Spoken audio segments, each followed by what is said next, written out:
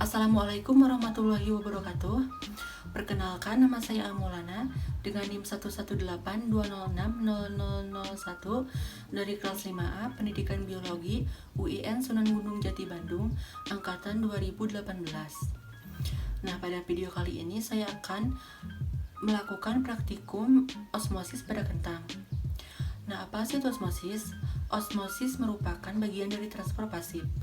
Osmosis adalah perpindahan molekul pelarut melalui selaput semi-permeable dari bagian yang lebih encer ke bagian yang lebih pekat, atau dari bagian yang konsentrasi pelarut rendah ke konsentrasi pelarut tinggi. Tujuan dari praktikum ini adalah yang pertama, merancang penelitian osmosis pada kentang.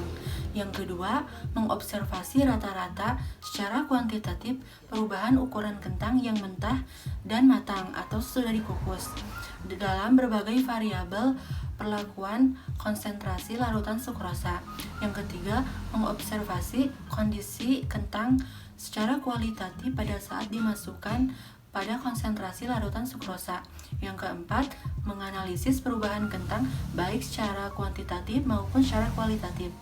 Yang kelima, menyimpulkan perubahan kentang baik secara kuantitatif maupun secara kualitatif. Variabel pada penelitian ini terdiri dari yang pertama, variabel kontrol, yaitu volume kentang, volume larutan, waktu memasukkan kentang, dan lama perendaman. Yang kedua, variabel bebas, yaitu perbedaan konsentrasi larutan yang digunakan. Yang ketiga, variabel terikat, yaitu volume akhir kentang. Alat dan bahan yang digunakan pada praktikum ini terdiri dari 1 buah pisau, 8 buah gelas, 1 buah mistar, air secukupnya, kentang kukus dan kentang mentah secukupnya, gula secukupnya, dan tisu secukupnya.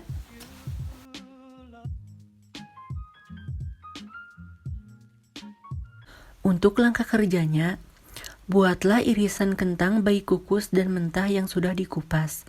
Bentuk balok dengan masing-masing 3 irisan kentang dengan ukuran bentuk yang sama.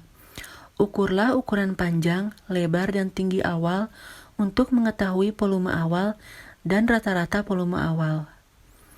Nah, pada kentang yang sudah saya bentuk balok, ukurannya yaitu panjangnya 2 cm, lebarnya 1,5 cm, dan tingginya 1 cm. Jadi volume awalnya yaitu 3 cm kubik. Siapkan 8 buah gelas yang sudah diberi label A, B, C, D, E, F, G, dan H.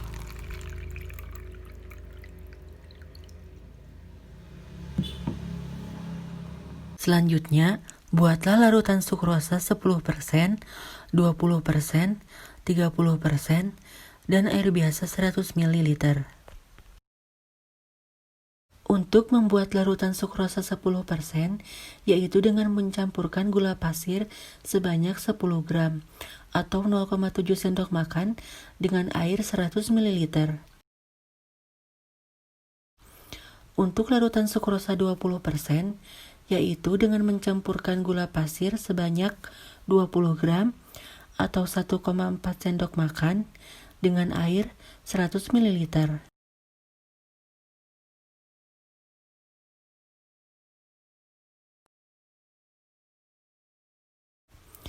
Dan untuk larutan sukrosa 30%, yaitu dengan mencampurkan gula pasir sebanyak 30 gram atau 2,1 sendok makan dengan air 100 ml.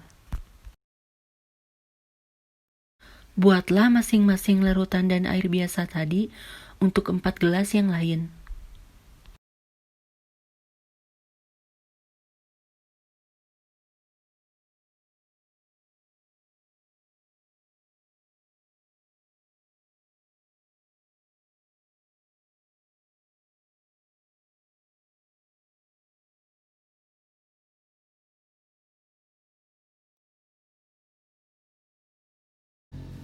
Masukkan irisan kentang kukus dan irisan kentang mentah tadi ke 8 gelas yang berbeda. Masing-masing gelas berisi 3 irisan kentang. Amati setiap irisan kentang dalam gelas pada 3 kondisi berbeda secara kualitatif. Antara lain, pada saat awal dimasukkan ke gelas, 30 menit setelah direndam, dan 60 menit setelah direndam, atau sesaat sebelum diangkat.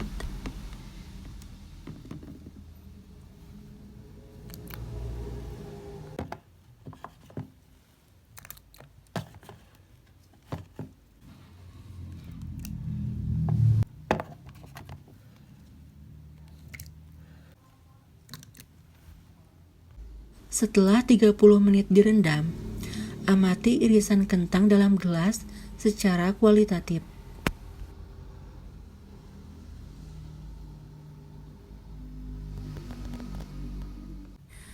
Setelah 60 menit direndam, amati irisan kentang dalam gelas secara kualitatif.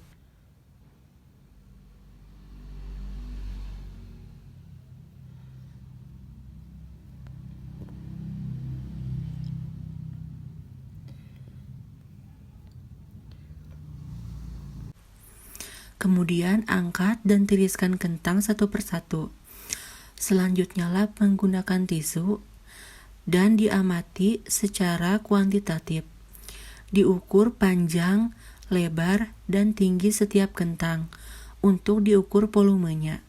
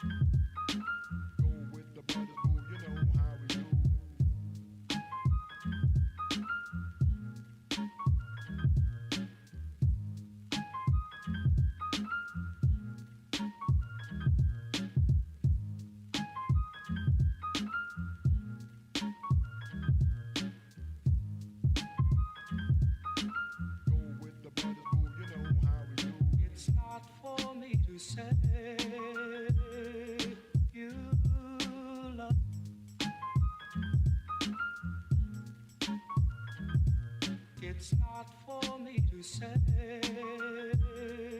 you love. Go with the brothers, boo, you know how we do. It's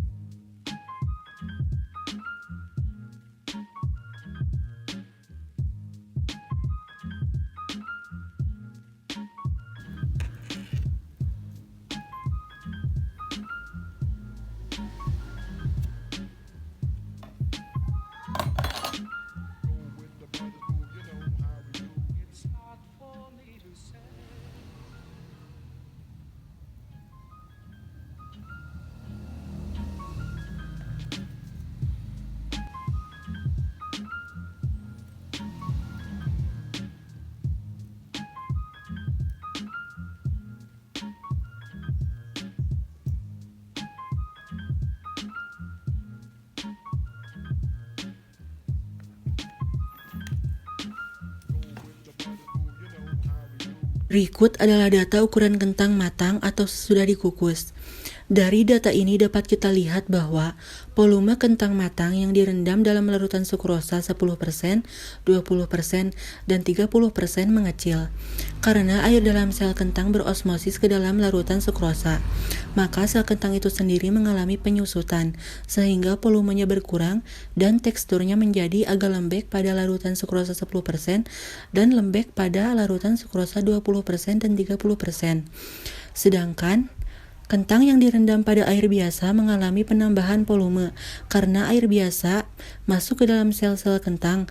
Akibatnya, masuknya air pada sel kentang membuat sel dalam keadaan turgid atau tekanan turgor tinggi. Inilah yang menyebabkan volume kentang bertambah dan menjadi keras. Selanjutnya, data ukuran kentang mentah. Dari data ini dapat kita lihat bahwa Volume kentang mentah yang direndam dalam larutan sukrosa 10%, 20%, dan 30% mengecil. Karena air dalam sel kentang berosmosis ke dalam larutan sukrosa, maka sel kentang itu sendiri mengalami penyusutan sehingga volumenya berkurang dan teksturnya menjadi agak lembek pada larutan sukrosa 10% dan lembek pada larutan sukrosa 20% dan 30%. Sedangkan kentang yang direndam pada air biasa mengalami penambahan volume. Karena air biasa masuk ke dalam sel-sel kentang.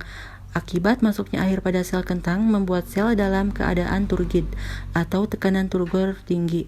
Inilah yang menyebabkan volume kentang bertambah dan menjadi keras. Kesimpulan dari praktikum ini yaitu, yang pertama, kentang yang direndam dalam larutan sukrosa mengalami osmosis, di mana kandungan air dalam kentang lebih besar, sehingga air cenderung keluar yang menyebabkan volume dan berat kentang berkurang, atau hipertonis. Yang kedua, kentang yang direndam dalam air biasa mengalami difusi, di mana kandungan air yang ada di luar kentang lebih besar, sehingga air cenderung masuk dan menyebabkan volume dan berat kentang bertambah, atau hipotonis.